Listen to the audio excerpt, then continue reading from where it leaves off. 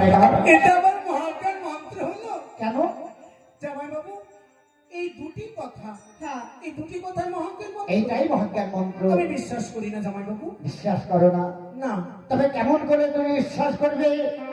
ওই দেখো কতগুলি মৌমাছি উড়ে যাচ্ছে, তাই না? হ্যাঁ আমি এই মৌমাছিকে মারবো, মেরে মহাজ্ঞান মন্ত্র দিয়ে দেখবো জীবিত হয় কি। হ্যাঁ, তবে বিশ্বাস করি। বেশ, মারো। বেশ, ও বেটেছ তাই না? বেশ, জামাই বাবু। এইবার তুমি এই মন্ত্রটি পরশ করো। করবো? হ্যাঁ শোনো, তুমি তো আমাকে দিয়ে হ্যাঁ, আমি দিয়েছো, দিয়ে দিয়েছি। আগে তুমি পরশ করো, তারপর আমি করবো। দেখো পরে কাজ। তোমার কাছে আর আছে কিনা মহাজ্ঞান। যে মন্ত্র আমি তোমায় দান করেছি, হ্যাঁ যতক্ষণ তুমি আমাকে ফিরিয়ে না দেবে হ্যাঁ, ওই মন্ত্রে কোনো কাজ হবে না। আমি তো সেটাই চাই তাই দাদা। জামাই বাবু, হ্যাঁ দাদার কথা মনে করে দাদাই বেরিয়ে যাচ্ছি বারবার। হ্যাঁ, তাহলে তোমার কাছে নেই, আমার কাছে আর নেই। আমার কাছে রয়েছে। তোমার কাছে রয়েছে। একবার দিয়ে দেখি। হ্যাঁ দেখো। ওমা!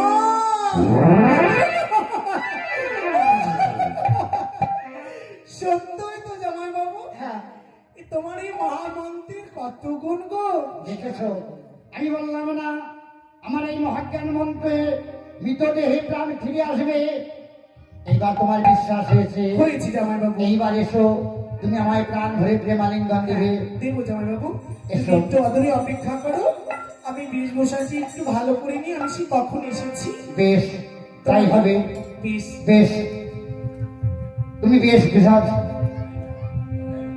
এই বেশ তুমি পরিধান করে নাও, আমি তোমায় প্রাণ ভরে প্রেমালিঙ্গন করবো। হয়েছে কনেকা? কনেকা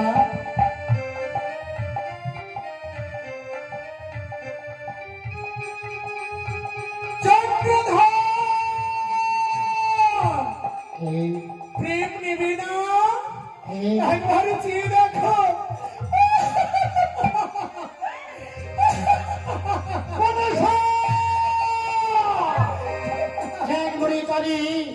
আমার সঙ্গে করেছিস ছলনা, আর ছলনা করে দিয়ে আমার মহাজ্ঞান মন্ত্র হরণ করেছিস। আমি তোকে হিংসা করি।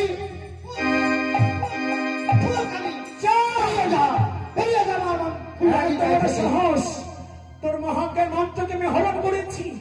এবার দেখবো কেমন করে তুই তুই সকলকে রক্ষা করিস।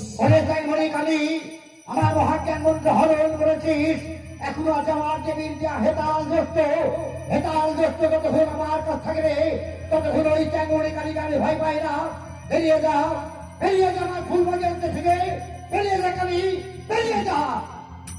কখনো আমি যাবো না। যাবি না? তোকে শেষ করে দিব তুই।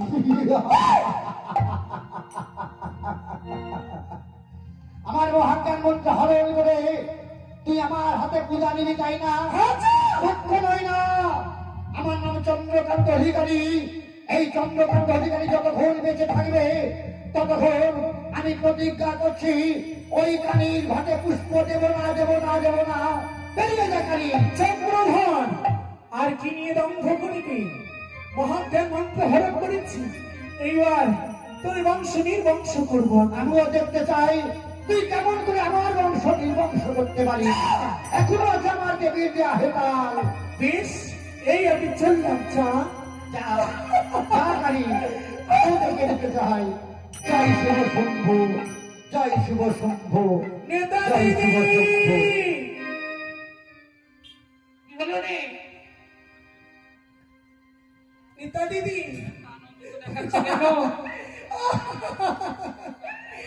দিদি, চাঁদের মহাজ্ঞান মন্ত্র আমি হরণ করে নিয়েছি। বেশ করেছিস, হরণ করে নিয়েছি বলে আনন্দ করতে করতে চলে আসলি। হ্যাঁ, প্রতিশোধ নিবি না? চাঁদে যে হেমতায় আঘাত করেছিল তোর অঙ্গে, মানব পুত্র চাঁদ ভক্তি অঙ্গে আঘাত করেছে, প্রতিশোধ নিতে চাস না? জানিস দিদি, আজ আমি আরো একটি জিনিস দর্শন পেলাম। কি? আমার এই জ্ঞান চক্ষু দিয়ে দর্শন পেলাম, চাঁদে রয়েছে এখনো বিশ্বস্ত সে ওঝা ধন্বন্তরী। বিশ্বস্ত সে ওঝা ধন্বন্তরী। হ্যাঁ, সেটা ভাবে। আগে প্রতিশোধ নিয়ে আয়। কি করি? কি করে জানি? নাগদনকে স্মরণে করে পাঠিয়ে দিবি ওই সুপারি বাগিচাতে, আর যদি বিষ দ্বারা বিষাচ্ছন্ন করে রাখতে বলবি, যাতে প্রত্যেকদিন পরিক্রমা করতে যায়, ওই রাগের বিষয়ে যখন ওই ধুলার মাঝে ছটফট করবে তখনই তোর প্রতিশোধ নেওয়া হবে। তাই হ্যাঁ, তাহলে সকলকে আমি স্মরণ করে নিয়ে যাই। ওরে নাগগণ, চল চল আমরা যাবো সুপারি বাগানে। আমার নাগের রাত্রিতে একটিবার সাজিয়ে দিয়ে না আজ তোমরা সুপারি বাগিচা যাবে, কি করবে জানো? কি করিব? তোমাদের বিষে বিষাচ্ছন্ন করবে, ভেঙে ছিঁড়ে থাকবে সুপারি বাগিচা, হ্যাঁ, অন্ধকার কাল কুটির বিষের মতো। বেশ মা, ওইখানে গিয়ে কি হবে জানো? এবার কি হবে? যখন চাঁদ আসবে ওই বিষের হাই ছাড়বে তোমরা সুপারি বাগিচাতে। বেশ মা, ওই তীব্র বিষের যারা সহ্য করতে না পেরে ওই দম বিচ্ছন্দ ভাব ভূমিতে লোটালুটি করবে, তখন তুমি মনে শান্তি পাবে, প্রাণে শান্তি পাবে। তবে তাহলে আমি চুরি করবো। বেশ বেশ, তবে চল নাগগণ, বেশ মা, একটিবার আমার এই নবরাত্রি সাজিয়ে দিয়ে চল আমরা যাই। অজমে মেঘে সাজিল রে ওরে অন্ধকারে ওরে সাজিল রে আমি সাহায্য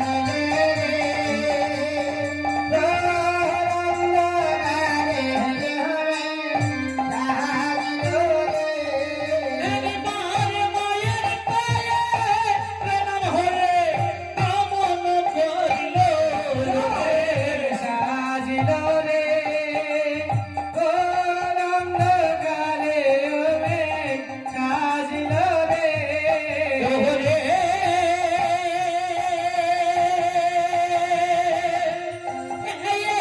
সুপারি বাগিচাতে উপনীত হলো মেঘ সাজিল রে অন্ধকারে মেঘ সাজিল রে।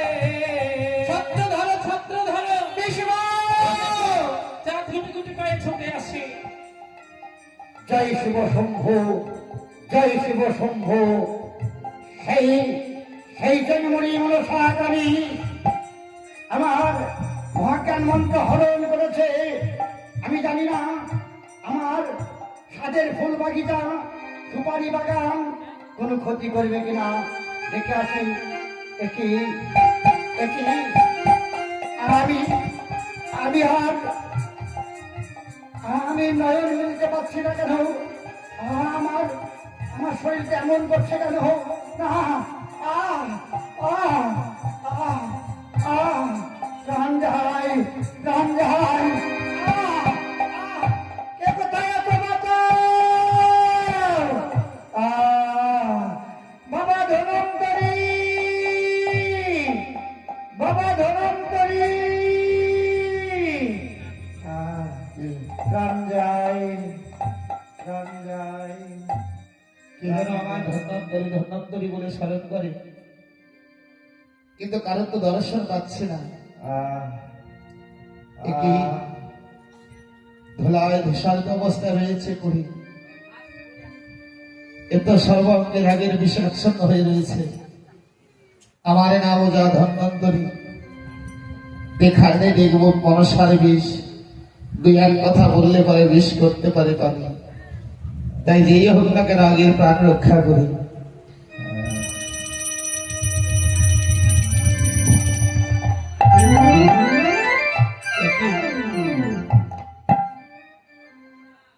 পিতা তুমি একই ধরন করি। আমার কি হয়েছে? তুমি আমি বুঝতে পারো না তোমার কি হয়েছে। আমি এইখানে পড়ে কেন? এই সুপারি বাগানে এই ধুলার মাসে আমার কি হয়েছিল? ও কবিতা, তোমার এই গৃহ বাগানে আজ এই মনসার আগে বিশ্বে আচ্ছন্ন করে রেখেছিল। ও, বিশ্বের প্রভাবে তোমার এই অবস্থা হয়েছিল। আমি বুঝতে পেরেছি। সেই চাংমুড়ির ঘটে আমি পুষ্প দিই নাই, সেই কারণে সেই চাংমুড়ি মনসাকারী তার বিষে আমাকে এই ধুলার মাঝখানে ফেলে রেখেছিল। কিন্তু পিতা গো, তোমার কাছে যে তোমার গুরু দেওয়া মহাজ্ঞার মন্ত্র ছিল, সে মন্ত্র তুমি কোথায় হারিয়েছো? ধরন করি পিতা ওই মন্ত্রকে সেই ত্যাগমণি মনসাকালী আমায় হরণ করে নিয়েছে। হ্যাঁ ধনন্তরী, তাই যে তোমার এই অবস্থা করতে পেরেছে। ধনন্তরী, পিতা গো, আজ থেকে তুমি আমার বাড়িতেই থাকবে, আমার পুত্র রূপে। আজ থেকে সকল দায়িত্ব আজ তোমার। এই সোনার চপ্পলার ভাগ আমি তোমার মস্তকে তুলে দিলাম। বেশ পিতা, আমার এই সোনার চম্পলার জন্য কোনো ক্ষতি না হয়।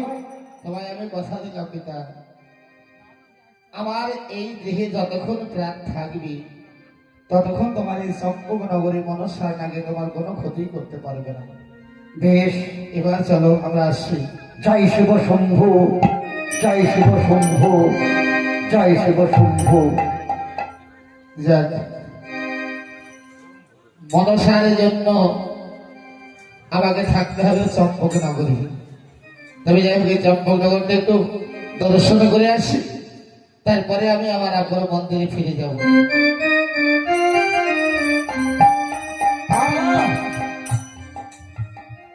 কি করলে তুমি? হ্যাঁ? দেখে তো মনে হচ্ছে ভদ্র ঘরে বিয়ে গো। তুমি কি না হয় দর্শন পাও না? আমি বুঝতে পেরেছি কি বুঝেছো? তোমরা পুরুষ মানুষ তো, হ্যাঁ, এই নারীদের দেখলেই মনে বলে যে নারীদের একটু ধাক্কা মারি, এমন ধাক্কা মারলে আমাকে ধরতে লুটিয়ে দিলে। তোমার মতো কন্যার সঙ্গে ধাক্কা মারার বয়স কি আমার আছে গো? এই, তুমি তো একদম থেকে বুঝতে পারলে যে আমি একজন বৃদ্ধ মানুষ পথের একদিকে হেঁটে যাচ্ছি। তুমি ছুটে এসে আমায় ধাক্কা মারলে। ও দাদু, হ্যাঁ? বৃদ্ধ হলে তো দাদুই হবে। হ্যাঁ। তবে শোনো, তোমাকে তো কেউ দিয়ে চম্পকনগরে দেখি নাই, তুমি কে গো? আমাকে চিনবে না, চিনবো না? তবে তুমি হন্তদন্ত হয়ে কোথায় চলে যাচ্ছ? এটা তোমায় বলতেই হয়, না বললে তুমি তো বুঝতে পারবে না। এই চম্পক নগরী মনসার নাগে যত কিছু সব দংশন করিবে, আমি ওজা ধন্বন্তরী একটি একটি করে সববারই প্রাণ ফিরিয়ে দেব। তবে এই সে ওঝা ধন্বন্তরী। আচ্ছা বলো তো, তুমি কি? আমি হ্যাঁ, আমি আবার কি? আমি একজন নারী। নারী? তবে তুমি নারী হয়ে এই এখন এই মধ্যাহ্ন সময় একা একা পথে পথে কি করে বেড়াচ্ছে? তোমাদের ঘরে মাতা পিতা কিছু বলে না? মাতা পিতা? হ্যাঁ, মাতা পিতা আবার কি বলবি? তবে আজকে তুমি ওঝা ধন্বন্তরী, হ্যাঁ, আমি ওঝা ধন্বন্তরী। তুমি এমন কি ধন্বন্তরী? তোমার কি এমন ক্ষমতা রয়েছে যে নিজেকে এত দম্ভ অহংকার করে বলছে? এই তো সামান্য নারী, হ্যাঁ, যাদের বাবা 12 হাতে কাপড়েও ধরি হয় না, তাদের সঙ্গে আবার কি কথা বলা যাবে না? শোনো শোনো, হ্যাঁ, আজকে তুমি যে বলছো যে ধন্বন্তরী, আমি তোমাকে বিশ্বাস করছি না। বিশ্বাস করছো না? তোমার এত বয়স হয়েছে, এমন কি ক্ষমতা রয়েছে তোমার? আরে বাবা রে, সামান্য অবুঝ নারী তোমার কাছে পরীক্ষায় আমি এমন কি দেবো? এই অবুঝ- আর তুমি কে বলো তো? আমি কি জানো? হ্যাঁ, যে তোমাকে এত কিছু বলতে হবে আমাকে? কে তুমি? আমি কি জানো? আমি হলাম পদ্মী। পদ্মী? হ্যাঁ, পদ্মী আমার কেমন নাম হলো? সে পদ্মে বলে কারো নাম হয়? কেন পদ্মে নাম হয় না? নাম হতে পারে না? না, পদ্মে বলে কারো নাম হয় না। যদি তুমি পদ্মে হও, তোমার সঙ্গে নামের তুমি নাম- জানতে চাও তুমি আমি কে? হ্যাঁ বলো, তুমি কি? তবে বেশ, তোমার এতই যখন মনের বাসনা, একবার ফিরেছি, দেখো আমি কে। কে তুমি? আমি হলাম সেই কাল ভুজাইনি মায়াবিনী মনসা।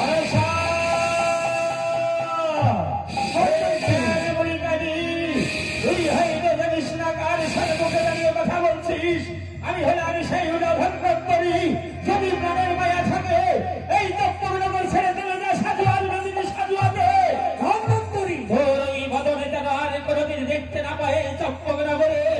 যদি পরবর্তী দিনে তোর এই বদন দর্শন হয়, হয়তো পরিণামে ভালো হবে না মনসা। এত বড় সাহস! এই চাকমণিকারী, এখনো বলছি, যদি মায়ের সন্তান মায়ের কোলে ফিরে যেতে চাস, এই চম্পক নগর ছেড়ে চলে যা তুই সাজুয়ার বেদিনী সাজুয়াতে। ধন্বন্তরী, মনসা! আমিও দেখতে চাই কত শক্তি, কত ক্ষমতা রয়েছে তোর। ওরে চাকমণিকারী, তুই হয়তো জানিস না উদা ধন্বন্তরী কত বড় ক্ষমতা রয়েছে। যদি ক্ষমতার পরীক্ষা করতে চাস, বলবি এমন কি করতে চাস, আর এমন কোন রূপে আমার ক্ষমতা ধ্বংসবি ধন্বন্তরী, তোমাকে কি করে পরীক্ষা দেবো জানো? এমন কি করতে ওই চাস? যে দেখো বট বৃক্ষের গাছ, দেখিও জাদুরে রয়েছে বড় বৃক্ষ। আমি কি করবো জানো? কি করবি?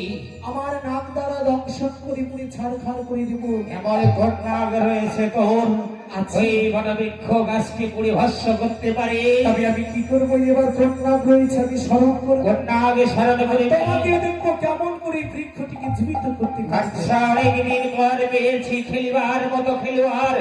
হয়ে যাক পরীক্ষা, আমিও দেখতে চাই কার মায়ের দুধের জোর কতটা। এবার ভাবিতে মনসা কি কর্ম করিল সে পথের মাঝারে। এবার নব নব বলে মনসা ডাকিতে লাগিল, এবার কোথায় আছো তখন মতো এসে দেখা করো। এবার ডাকা মাত্র তখন মতো এলো মায়ের কাছে। তখন এই মুহূর্তে এই বট বৃক্ষকে তুমি ছবল হবো। এইবার মায়ের আজ্ঞা এইবার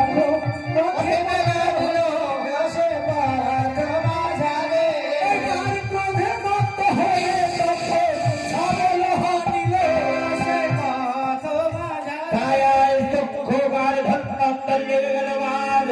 ক্রোধে মত্ত হয়ে দক্ষ কাবড় হানিল, ছাইবস্য হয়ে বৃক্ষ উড়িয়া চলিল। পাশে ছিল ধন্বন্তরী, মধ্যে পেল ভালো, বাম হস্ত এক মুষ্টি ছাই ধরে নিল। মন্ত্র পরশ করিও ভাই মানে বাড়ি। যেমন ছিল ফলের বৃক্ষ ফুলে, তেমনই রহিবি রে চামড়ি কানি। একটিবার লক্ষ্য করে দেখতো যেমন ছিল বৃক্ষটি তেমন রয়েছে কিনা। তবে ওরে চাঙামুড়ি কানি, এখনো বলছি যদি প্রাণের মায়া থাকে, এই ধন্বন্তরীর সম্মুখে আর কোনোদিন যেন তোর ওই বদল দর্শন না হয়। এর পরবর্তী দিনে যদি তোর ওই বদল দর্শন হয় আমার সম্মুখে, সেই দিনই পরিণাম ভালো হবে। ধন্বন্তরী তুই জানিস না আমি দেব কন্যা, আমি চাইলি সব বাড়ি ওরে, সব কন্যা হতিস, তাহলে চোরের মতো চুরি করতে আসছিস না। তবে সব ধন্বন্তরী কেমন দিবি তুই? এতদিন যেই বা চলেছি চন্দ্র নামের চাঁদ সৌদাগরের সাথে, আজ হয়তো চলল তার সাথে। যদি পারিস তাহলে তৈরি হয়ে আসিস। যে সন্তানের পিতা মাতার আশীর্বাদে থাকে না, সে সন্তানে কোনো জায়গায় গিয়ে জয়ী হতে পারে না। আমিও দেখতে চাই তুই কত বড় খেলোয়াড় হয়ে আসতে তাকে আমি পারিস। করে দিলাম ধন্বন্তরী, এই জগৎ মাঝারে তোকে আমি বাঁচিয়ে রাখবো না, যদি পারিস তাহলে তৈরি হয়ে তোকে আসিস। আমি শেষ করে দেব। বললাম তো, চুটুক পুটুক করিস না, পারলে তৈরি হয়ে আসিস। বেশ, আমিও দেখবো তুই কি করে জগৎ মাঝারে কিছু থাকিস। তবে তৈরি হয়ে আসিস বললাম তো।